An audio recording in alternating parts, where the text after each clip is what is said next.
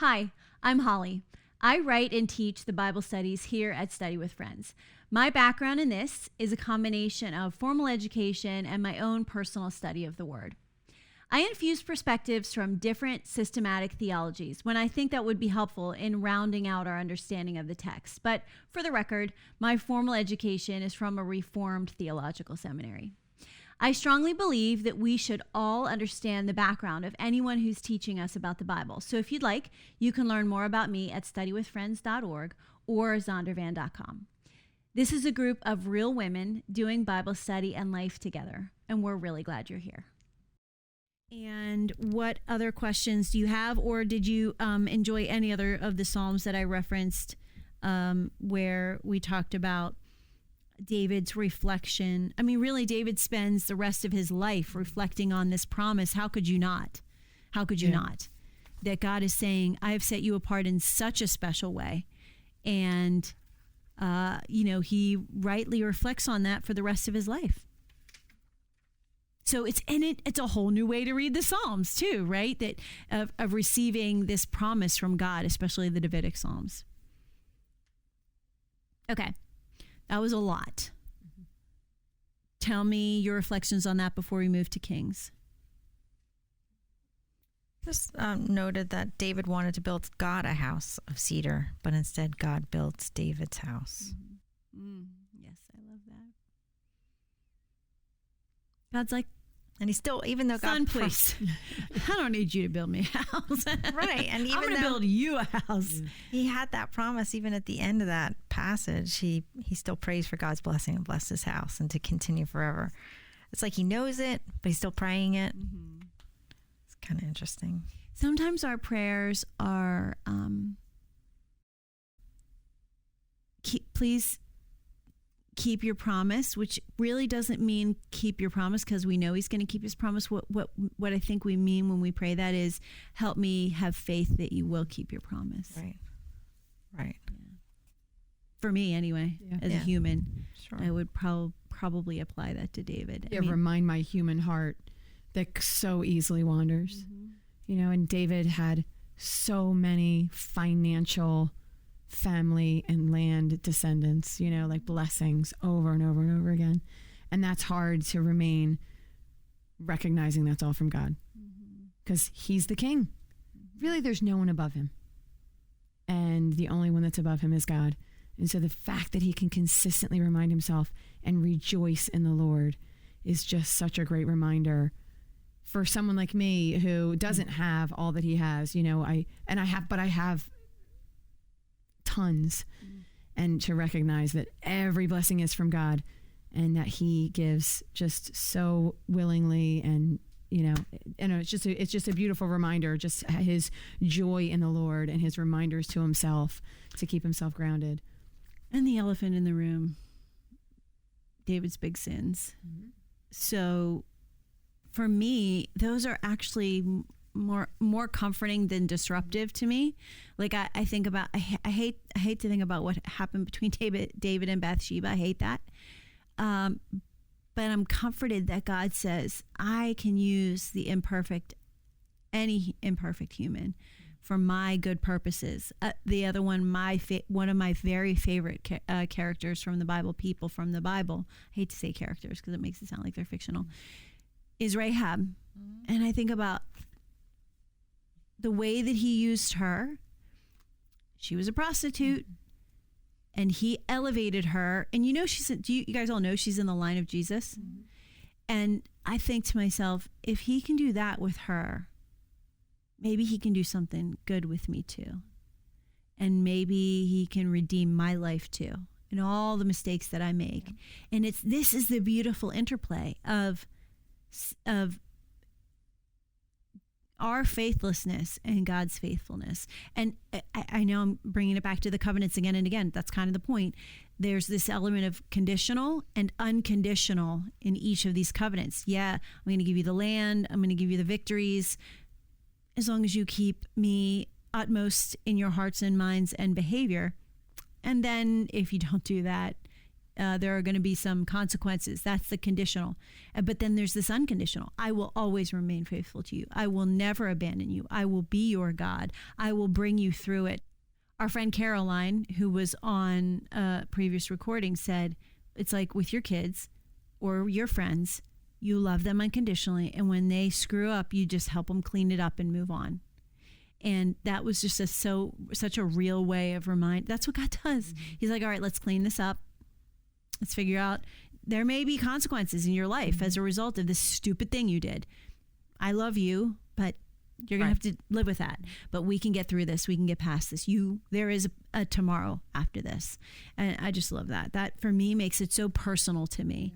It makes me feel like, okay, there's nothing I'm going to do that's so bad that I break the whole thing between me and God. And I need that. I need that because I'm breaking stuff all the time.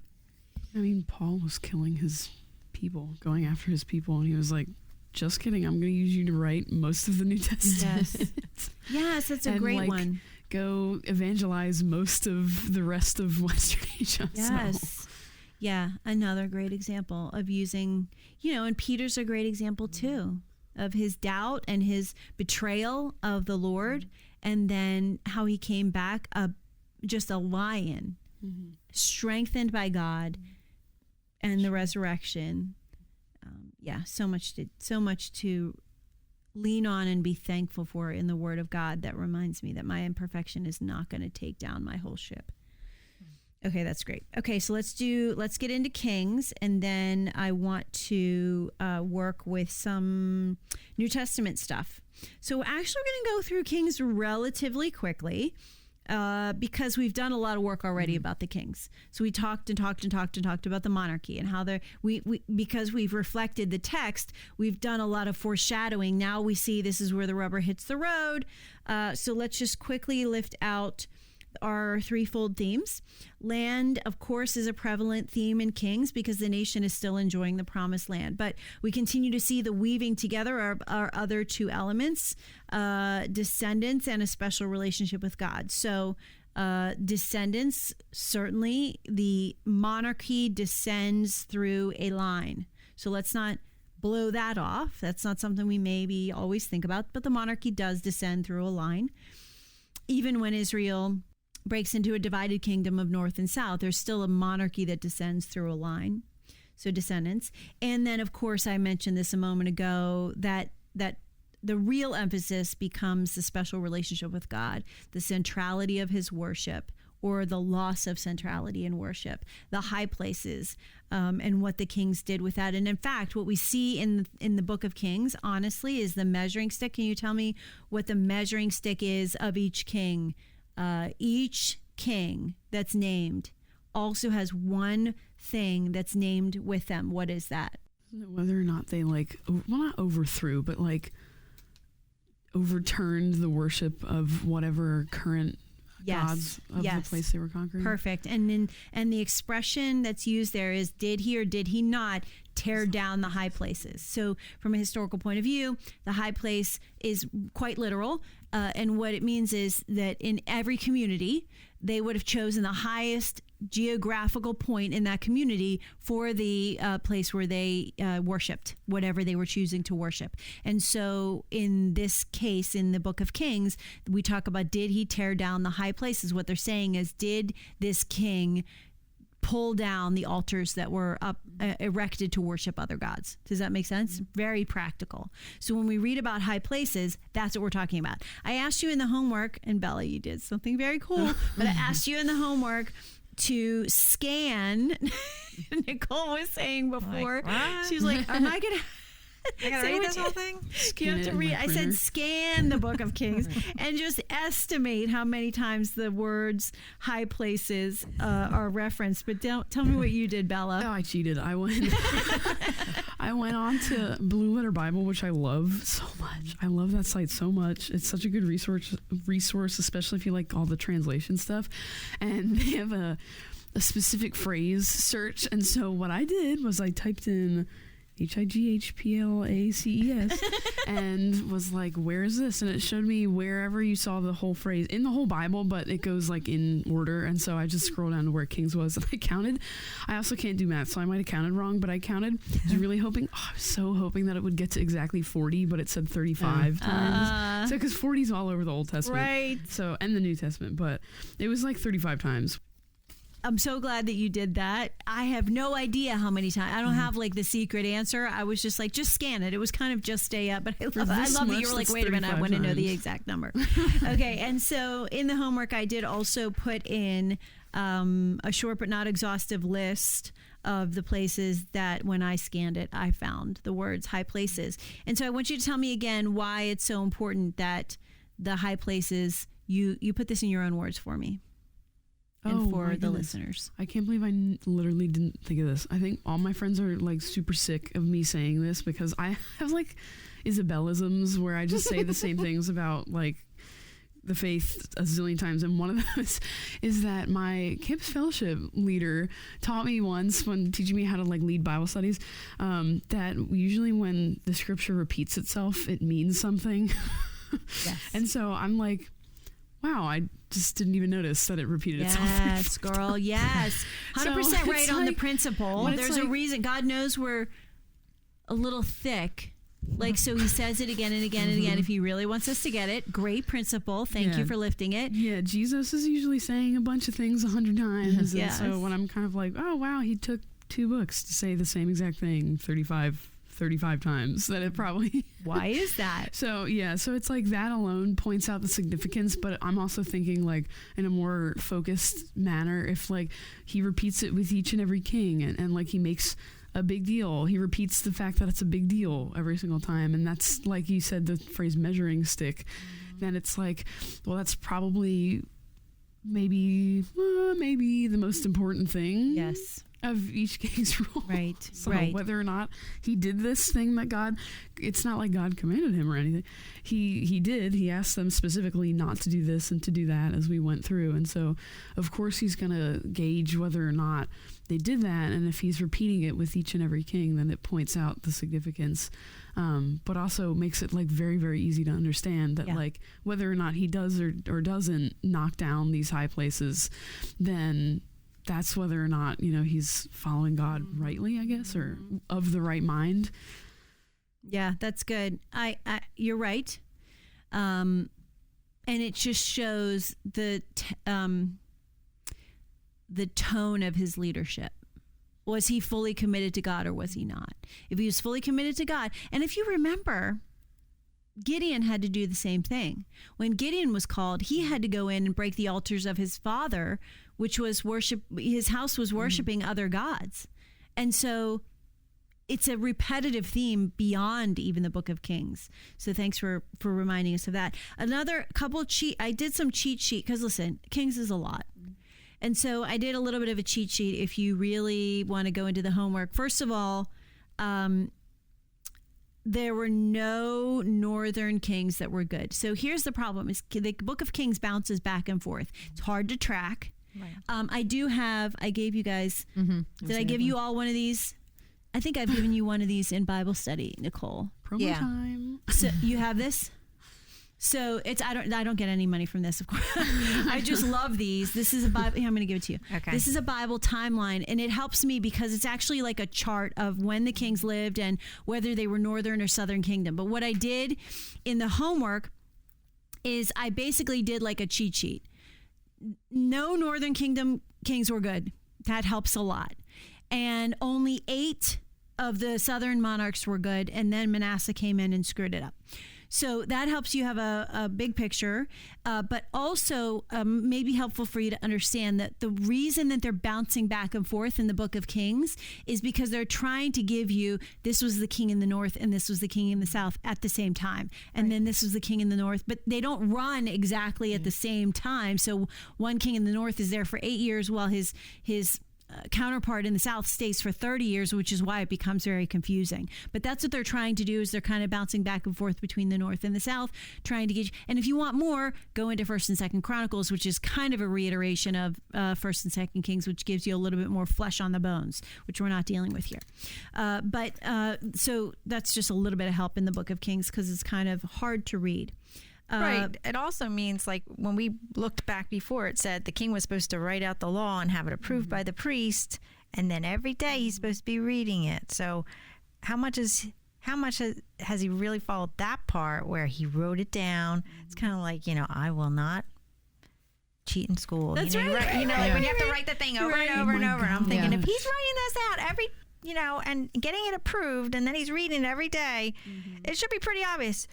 Tear down the high places. So, I mean, how many of them are really doing that first part where they wrote out the book of the law?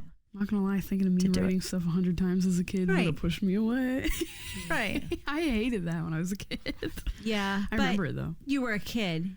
These are kings, Yeah. adults who have this great responsibility. Yeah. And the point is that God knows our nature. He knows we need to have the repetition and have the reminder. Right. And so that's a great call out. In the next section, which I'm not going to dive into too deeply, I go through, again, a bunch of passages in Deuteronomy and see how they exert themselves on the Book of Kings. So would you just give me a few notes that you have out of these texts? So the texts in the homework that we are noting exert themselves particularly into the Book of Kings is Deuteronomy chapter 12, Deuteronomy 17, 14 to 20, which we just read, which is the do's and don'ts for a king, Deuteronomy 18, 9 to 22, and Deuteronomy 28. The entire book of Deuteronomy exerts itself, but I just happen to call these out. Do you want to give me any reflections on any of those 4 passages? Well, I have in Deuteronomy 12, one of the ones I've highlighted, I've underlined a lot, but one of the ones I've highlighted is be careful that, verse 13, 12:13, be careful that you do not offer your burnt offerings in any cultic place that you see, but only in the places which the Lord chooses in one of your tribes. And that's not what they do. No. They turn to other gods. Can I define cultic, please?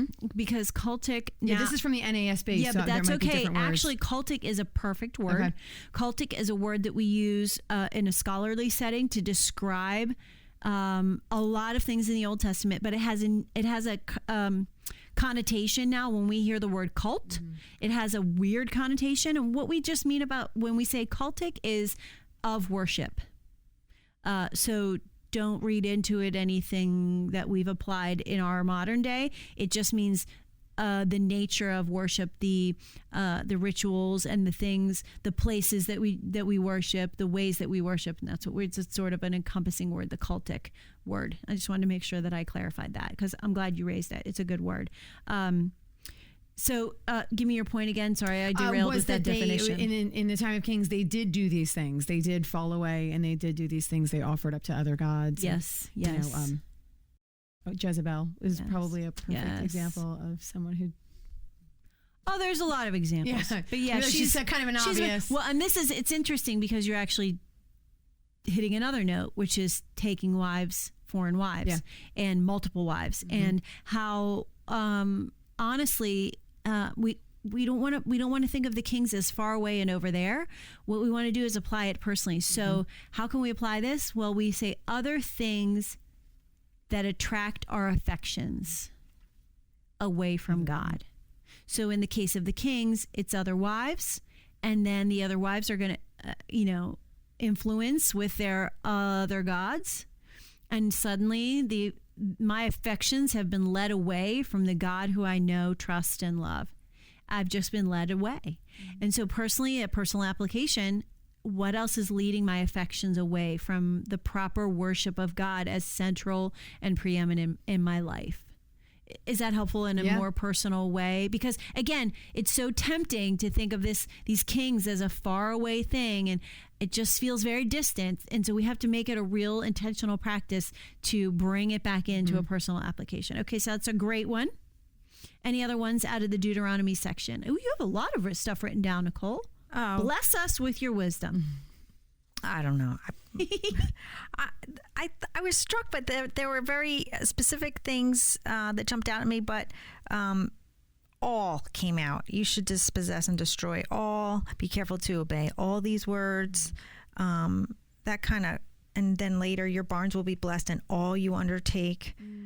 There was a lot of all, or if you obey, being careful to do all his commandments, the Lord will set you high above all the other nations. But then I was also thinking about how I thought it was very specific that he says to tear down the altars, dash into pieces the pillars, burn the Asherim with fire, chop the carved images, and destroy their name. Like, that's very specific. It is. And before you run away from the all, you did two good points, so I want you to flesh them both out. What does the all, why does that, how do you receive the lifting up of that? Well, I just feel like sometimes I partially follow the Lord. I can feel how this applies today. You know, I think I'm doing pretty good, you know, but is he my all? I don't know. I mean, there are other things that distract me that I don't know. I can honestly, truly say, do I give him all the places? Have I cleared all the other things? Did I chop the carved images? I don't, you know, that's, it's convicting.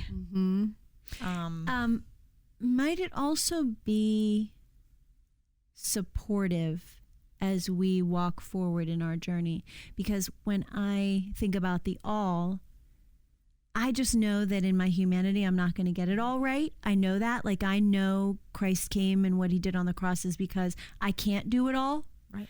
But by the word all ringing in my head, it keeps me accountable to continually checking, to scanning my life and saying, is there anything out of place? Again, in Psalm 139, it says, search me and know me and find anything in me that is not pleasing to you. And that's a reiteration of what you're saying.